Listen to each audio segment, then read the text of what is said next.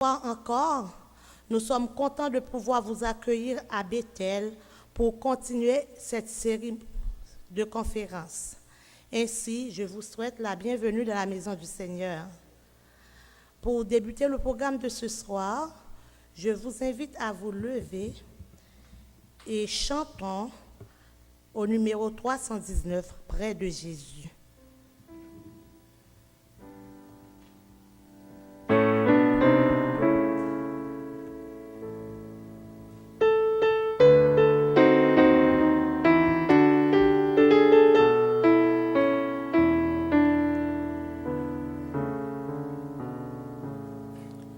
Près de Jésus, je trouve un sur asile. Et si mon ciel est parfois menaçant, il me rassure. En lui, je suis tranquille. Dans ma faiblesse, agit son bras puissant. Près de Jésus, nul frayeur, la joie est indicible. Près de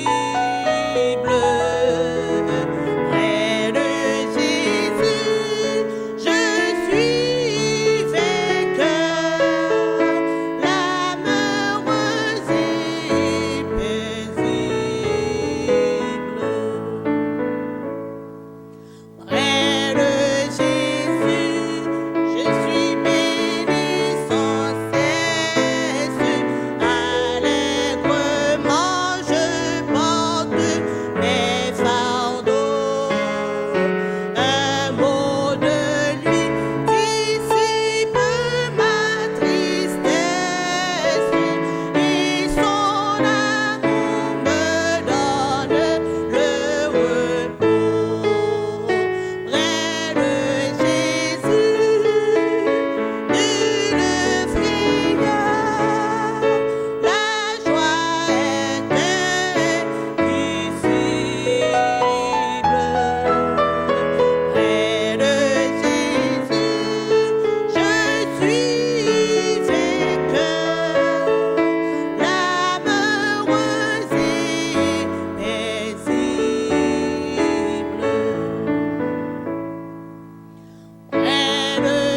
Jésus, aux douceurs infinies, je veux marcher heureux jour après jour, jusqu'à la fin du combat de la vie, en lui goûter un éternel amour.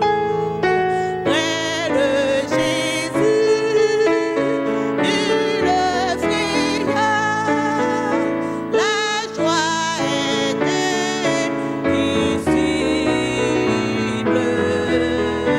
Près de Jésus, je suis vainqueur, l'âme heureuse et paisible.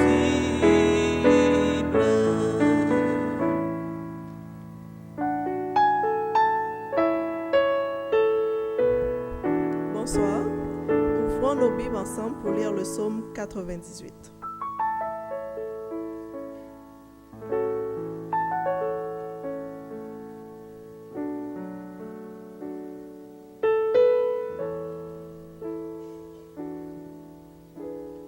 Vous y êtes? Ok, ensemble. Chantez à l'Éternel un cantique nouveau, car il a fait des prodiges. Sa droite et son bras saint lui sont venus en aide.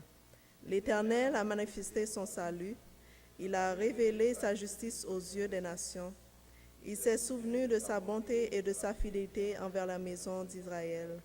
Toutes les extrémités de la terre ont vu le salut de notre Dieu. Poussez vers l'Éternel des cris de joie, vous tous habitants de la terre. Faites éclater votre allégresse et chantez. Chantez à l'Éternel avec la harpe. Avec la harpe, chantez des cantiques. Avec des trompettes et au son du corps, poussez des cris de joie devant le roi l'Éternel. Que la mer retentisse avec tout ce qu'elle contient, que le monde et ce qu'il habite éclatent d'allégresse, que les fleuves battent des mains, que toutes les montagnes poussent des cris de joie devant l'Éternel, car il vient pour juger la terre, il jugera le monde avec justice et les peuples avec équité. Amen. Nous nous inclinons pour la prière. Grand Dieu de l'univers, nous sommes devant toi en cet instant. Nous sommes contents parce que tu es présent. Nous sommes contents puisque tu nous donnes beaucoup de valeur. Nous sommes contents puisque tu nous apprécies. Nous sommes contents puisque tu nous fais grâce. Merci pour ce moyen extraordinaire que tu mets à notre disposition pour que nous venions à toi. Jésus, notre Rédempteur. Seigneur, en cet instant, nous te louons, nous t'exaltons pour ce que tu es, le grand Dieu de l'univers. Merci pour tes grâces. Merci pour ce grand salut offert par Jésus. Merci parce que nos noms sont inscrits au livre de vie. Merci parce que tu nous aimes d'un amour incommensurable. Que tu sois exalté, béni, d'éternité en éternité. Ce peuple est devant toi, Seigneur. Nous sommes là parce que nous voulons entendre ta voix. Nous sommes ici ce soir parce que nous sommes nourris chaque soir par ta parole. Nous estimons qu'il est intéressant, qu'il est agréable de venir entendre ta parole pour que nous puissions grandir dans la foi. Alors Seigneur, merci pour cette occasion que tu nous donnes. Merci pour cette motivation que tu mets dans nos cœurs pour venir t'entendre, pour venir entendre ton serviteur. Il va venir, il va délivrer son message, mais c'est toi qui parles par lui. Permets qu'il soit rempli de cet esprit. Permets que tous soient édifiés à salut. Permets que ton Saint-Esprit l'anime et qu'il dise des choses qui viennent de toi et non pas de lui. Nous prions pour tous ceux-là qui participent à l'organisation de cette croisade évangélique. Père Saint, tu nous connais. Le succès de la croisade dépend de toi. Tu connais toutes les âmes qui doivent venir t'entendre. Permets qu'ils viennent. Permets qu'elles viennent et qu'elles acceptent ce salut que tu offres gratuitement. Nous prions, Papa. Lave-nous de nos iniquités. Pardonne-nous parce que tu nous aimes. Au nom de Jésus et pour ta gloire. Amen.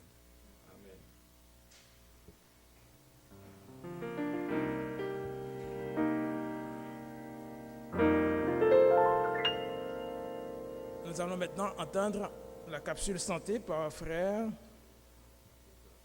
La capsule sur la famille. Alors, par le frère André, je vous prie de l'écouter.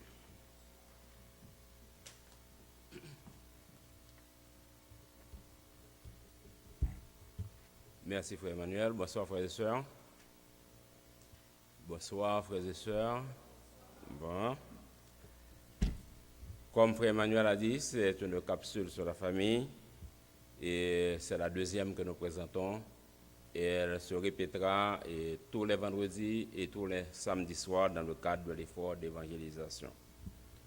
Aujourd'hui, nous avons choisi comme sujet le mariage, car c'est ce qui constitue la base, le fondement même de la famille. Il y a quelques jours, le pasteur Hercule nous a longuement entretenu à propos du mariage. Nous avons vu que le mariage a été institué par Dieu lui-même dès le début de l'humanité. Maintenant, selon la parole de Dieu, quel est l'objectif ultime du mariage? Quelqu'un peut nous dire cet objectif, selon la parole de Dieu? N'ayez pas peur, il n'y aura pas de points qui seront annotés. Et ce n'est pas comme pour le frère Wadley qui donne des points chaque soir.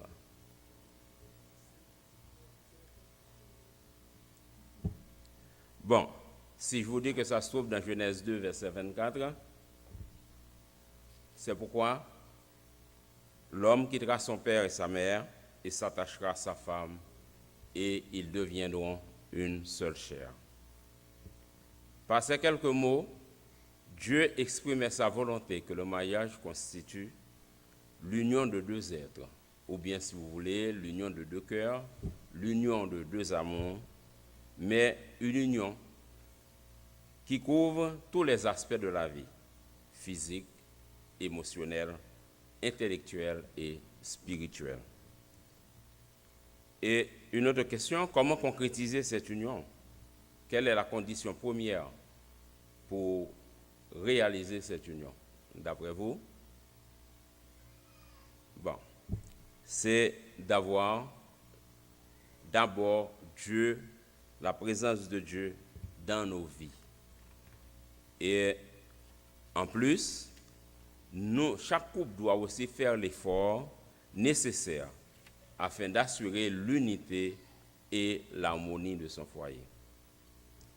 Un auteur célèbre a défini le mariage comme l'engagement total de la personne totale pour une vie dans sa totalité. Et décrivant le mariage total, il poursuit en disant « Beaucoup de couples tombent amoureux, se marient et s'imaginent qu'il n'y a plus rien à faire. Ils ont tendance à penser que tout le reste va s'enchaîner automatiquement. Rien n'est plus faux, affirme-t-il. Un mariage n'est pas heureux par définition ou par chance. Au contraire, un mariage heureux, ou du moins un mariage réussi, est le résultat de l'action conjointe de deux personnes décidées à résoudre les petits problèmes, tout comme les grands. Donc, dans le cadre de l'effort de l'évangélisation, prions Dieu, frères et sœurs, afin que son Esprit Saint guide et éclaire nos foyers. Car un couple dont les relations sont centrées sur le Christ, le couple dont les relations ne sont pas centrées sur le Christ, peut vivre certes des périodes de bonheur, mais le bonheur véritable, le bonheur total, ne se trouve qu'en Dieu et en Dieu seul. Merci, que Dieu vous bénisse.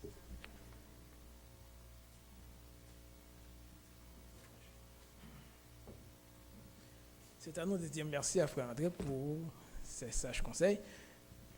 Nous sommes ici pour louer Dieu, n'est-ce pas vrai? Chanter à l'Éternel un cantique nouveau. Chanter, chanter, chanter. Donc Dieu aime ça lorsque nous chantons, nous lui donnons gloire. Ainsi donc, nous allons maintenant passer au moment de l'orange avec l'équipe. Je fais place.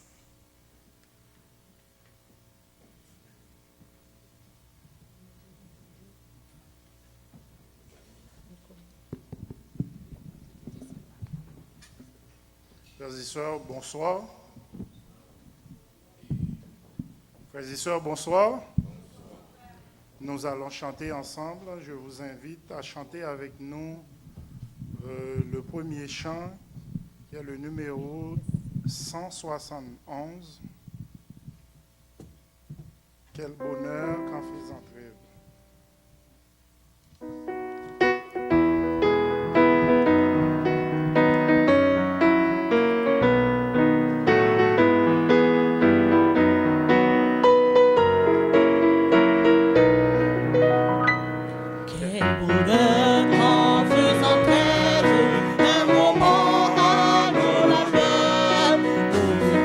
Séjour se lève dans le ciel et dans nos cœurs.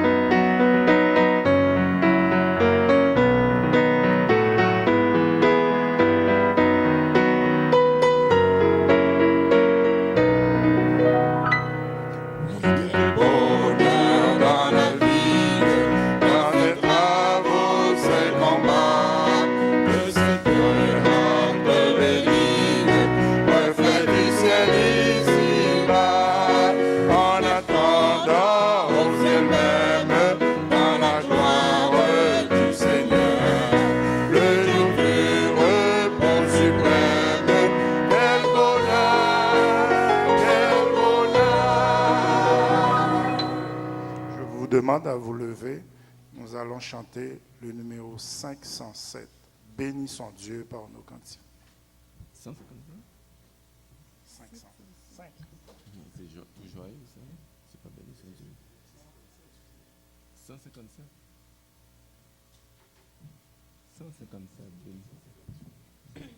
157, pardon. Bénissons Dieu par nos cantiques.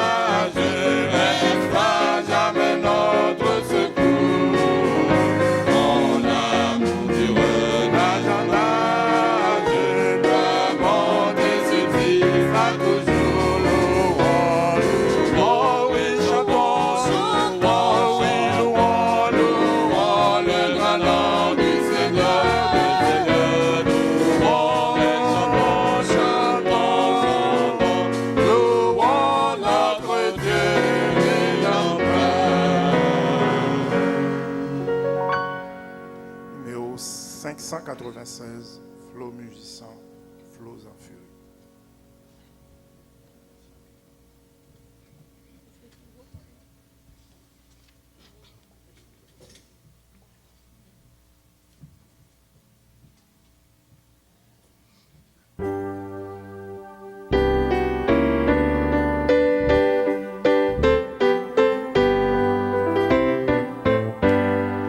Flot,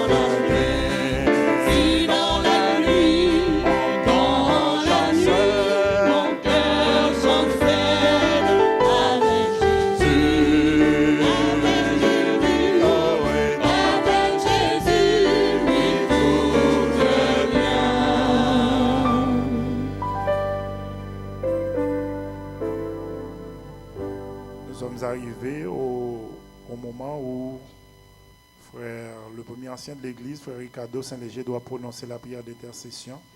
Je vous invite à vous avancer pour déposer vos requêtes dans la boîte, tandis que nous allons chanter le chant approprié.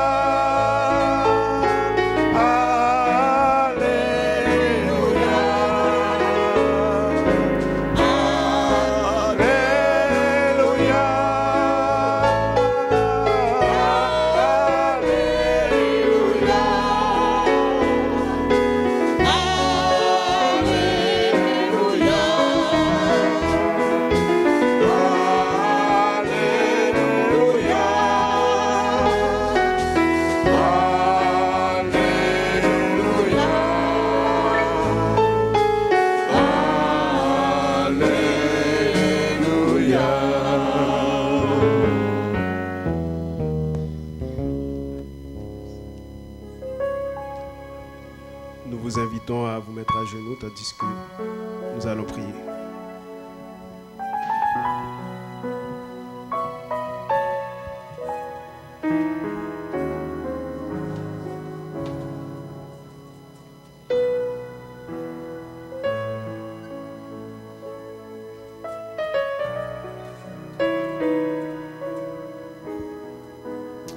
Éternel, notre Dieu, notre bon et tendre Père céleste, Dieu de grâce, Dieu d'amour, Dieu de miséricorde et de compassion. En ce soir, nous sommes venus à tes pieds pour sanctifier ton nom, pour te bénir, ô Dieu, car tu as fait de grandes choses dans notre vie. Nous sommes reconnaissants pour le souffle de vie, ce simple souffle de vie sans lequel nous ne sommes rien. Nous sommes reconnaissants de ce que tu l'as mis en nous. Nous sommes reconnaissants de ce que tu mets à nos côtés des serviteurs, tes anges, pour nous garder et pour nous protéger. Nous sommes reconnaissants de ce que tu nous donnes une famille, ô Dieu. Une famille, même si nous ne sommes pas de la même mère et du même père. Tu nous permets d'être ensemble ici. Nous bénissons ton Saint-Nom pour la grande famille dans la foi que tu nous donnes. Davantage et par-dessus tout, nous te glorifions pour le sacrifice consenti par ton Fils Jésus sur la croix pour nous. Nous te remercions infiniment pour ce sacrifice qui a été consenti il y a environ 2000 ans de cela. Sans ce sacrifice, que serions-nous? Où serions-nous?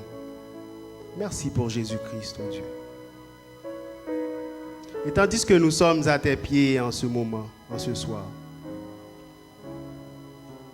nous venons avec l'assurance que dans ta miséricorde, dans ta compassion, dans ton amour qui va jusqu'à mourir pour nous, tu jettes un regard favorable sur chacun de tes enfants ici présents. Nous venons avec l'assurance que tu ne nous regardes pas selon ce que nous avions fait ou ce que nous avons fait aujourd'hui, mais tu nous regardes à travers les mérites de Jésus-Christ. Et à travers ces mérites, tu nous vois purs, tu nous vois propres, tu nous vois pardonnés, sans péché. Merci, Seigneur. Et tandis que nous reconnaissons que tu es la source de la vie et que notre vie sans toi n'est pas une vie. Nous, sans toi, nous ne sommes rien. Nous venons à tes pieds pour tout. Et nous savons qu'en toi, nous avons exactement cela, tout. C'est en ce sens que tes enfants sont venus déposer dans cette boîte des requêtes, des demandes, des supplications, des choses qu'ils savent ne rien pouvoir faire pour voir la réalisation de ces choses-là. Pour certains, c'est un fardeau, un poids qu'ils ont sur le cœur, un doute peut-être, qu'ils traînent depuis des années. Nous te demandons en ce soir que tous ceux-là qui traînent ce boulon depuis des années, un doute, une peine, un sentiment qui est négatif, qui les dérange, qui les empêche d'être épanouis, au nom de Jésus, passe ta main sur tes enfants ce soir pour les délivrer. Il y en a d'autres, c'est quelque chose de circonstanciel. Ils sont peut-être dans le pays depuis quelque temps ou depuis des années, peut-être séparés de leur femme, de leur mari, de leurs enfants. Ils sont peut-être dans une situation difficile à la maison, où ils attendent après une réponse de toi.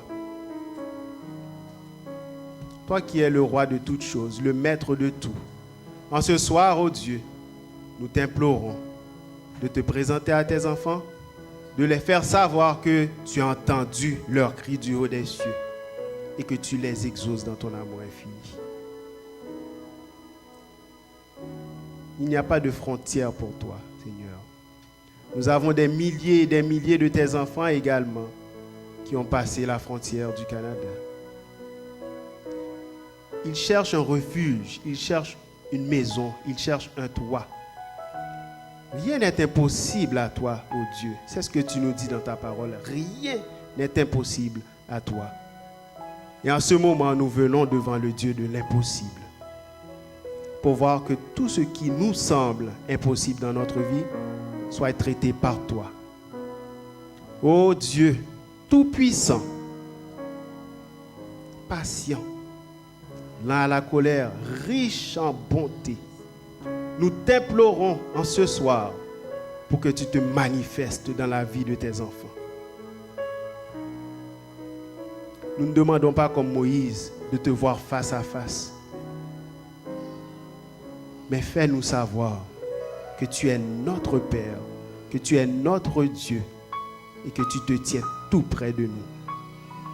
Et qu'en toutes circonstances, tu es présent et tu assures notre bien-être. Par-dessus cela, nous voulons te demander en ce soir, Père Céleste, par-dessus nos soucis, les circonstances de la vie, nos besoins physiologiques, etc., nous voulons te demander ta foi, la foi qui vient de toi, ton esprit, ô Dieu, qui nous permettra de passer à travers cette vie sans souci, sans tracas, sachant que c'est l'Éternel qui est Dieu. Fais-nous grâce, fais-nous la grâce de te faire confiance dans tout ce qui nous concerne. Sachant que nous ne sommes pas ici par hasard. Nous ne sommes pas nés par hasard. Mais tu as un plan pour chacun de nous. Remplis-nous de foi, remplis-nous de confiance en toi et manifeste ta puissance dans nos vies, ô Dieu. Nous ne te prions pas en vertu de mérite que nous avons, ni parce que nous sommes bons, loin de là, Seigneur. Mais si nous prions en ce soir, en ce moment, pour ta grâce, c'est en vertu des mérites de Jésus qui est mort pour nous. Que tu sois glorifié et magnifié d'âge en âge et de siècle en siècle. Au nom de Jésus. Amen.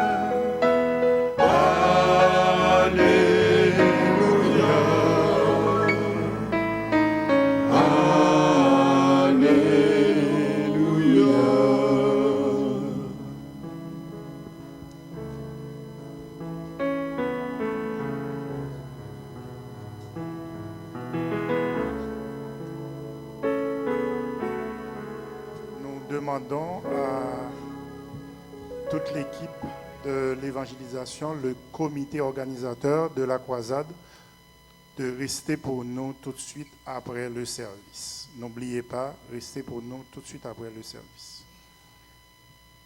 Je vous invite à vous mettre debout pour chanter le chantème.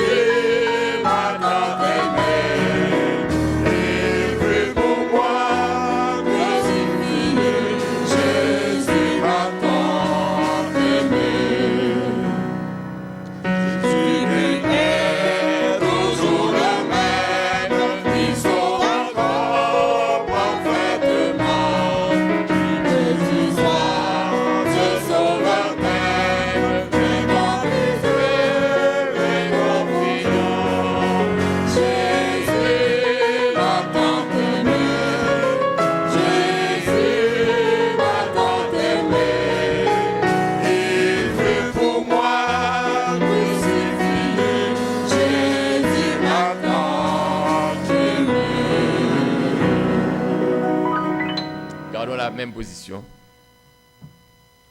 Seigneur Jésus, ce combat entre le bien et le mal dépasse nos capacités humaines. Nous ne sommes pas qualifiés pour nous tenir vis-à-vis de ce défi. Heureusement, tu ne nous as pas confié non plus la mission de renverser le mal, mais tu nous appelles à pratiquer le bien. Amen. Tout ce que nous avons à faire est de rechercher le bien et le mal s'en éloignera. S'il te plaît, Jésus, ne regarde pas à mes faiblesses, ne regarde pas à mes faux pas, mais pour la gloire de ton Saint-Nom et le salut de tes enfants, agis, Seigneur, agis favorablement, car tu es le vainqueur des vainqueurs. Quelqu'un a besoin de toi ce soir. D'une manière particulière, révèle-toi à cet enfant, à cette créature, à cette âme assoiffée de toi. Viens et parle-nous. Viens et transforme-nous. Viens et sauve-nous. Pour ta gloire, nous te prions, Père, toi qui vivras d'éternité en éternité. Amen.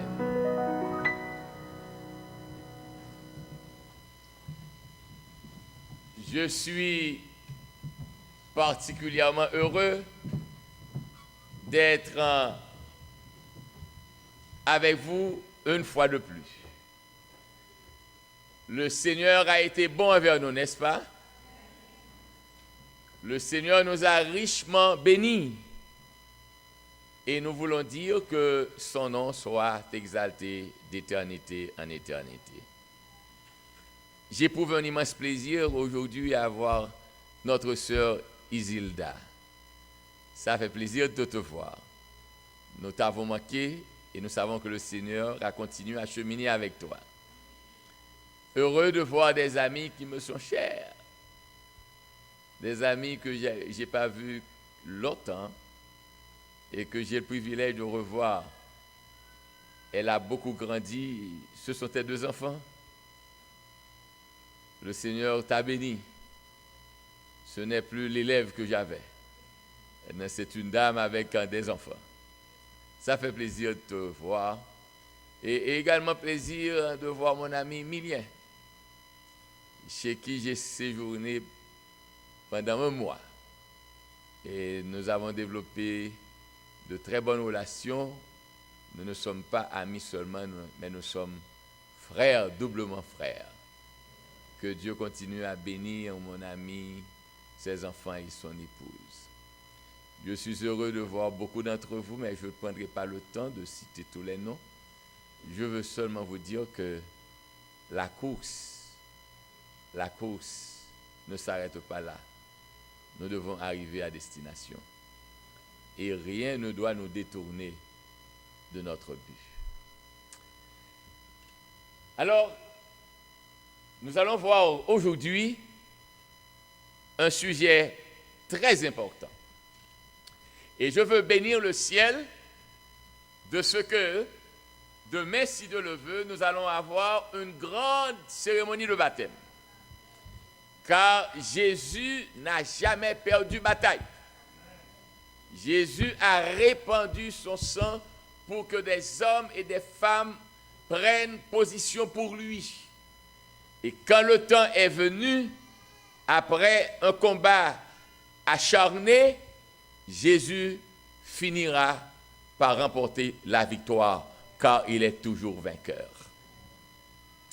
Nous allons voir aujourd'hui, et c'est vraiment avec une profonde reconnaissance et une joie particulière que je dis merci à Nadine pour son travail. C'est ma coéquipière et elle fait un travail excellent avec les sujets que je lui soumets. Encore, merci Nadine. Les implications de mon choix. Que voyez-vous?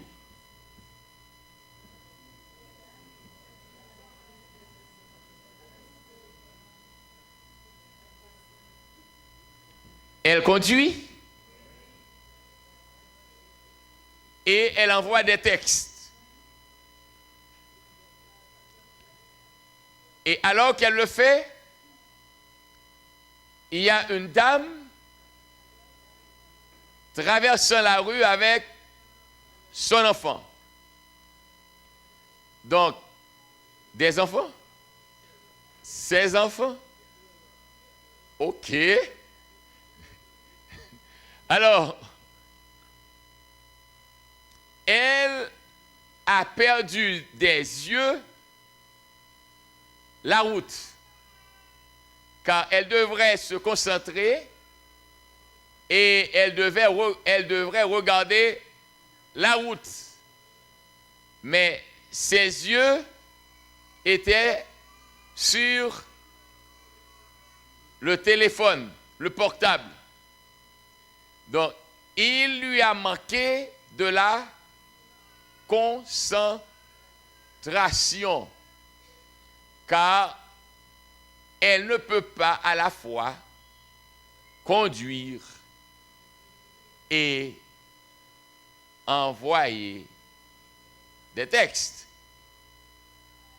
Donc, quelle va être l'implication de ce choix qu'elle a fait? Qu'est-ce que cela implique? Ou je pourrais dire, quelles vont être les conséquences de ce choix? Une dame avec 2 enfants peuvent je ne dirais pas vont perdre, mais peuvent perdre leur vie, n'est-ce pas vrai? Eh bien, j'aurais aimé vous rappeler aujourd'hui que tous les choix ont des conséquences. On s'est trompé quand on pense qu'on peut faire ce qu'on veut et que cela va de soi. Il faut réfléchir, vous vous rappelez la pensée, avant d'agir. C'est la manière la plus simple d'exprimer cette sagesse, cette notion de sagesse. Et j'ai aimé un film que j'ai regardé, et d'habitude, j'aime toujours tirer des leçons de tout film que je regarde. J'ai toujours une leçon à tirer. L'acteur disait, il faut toujours compter les pas. Dans quel cadre le disait-il? Si vous vous trouvez face à un ennemi et que tous deux vous avez un revolver et vous allez tirer l'un sur l'autre.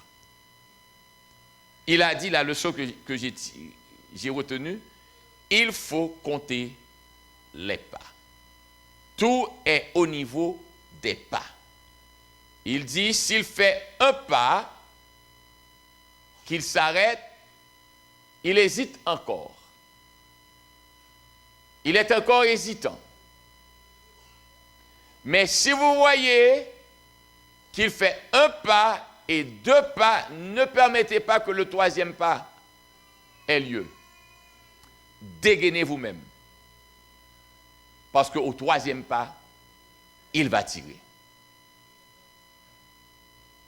Bien-aimés frères et sœurs, dans ce combat, dans ce vis-à-vis avec Satan, nous devons compter les pas.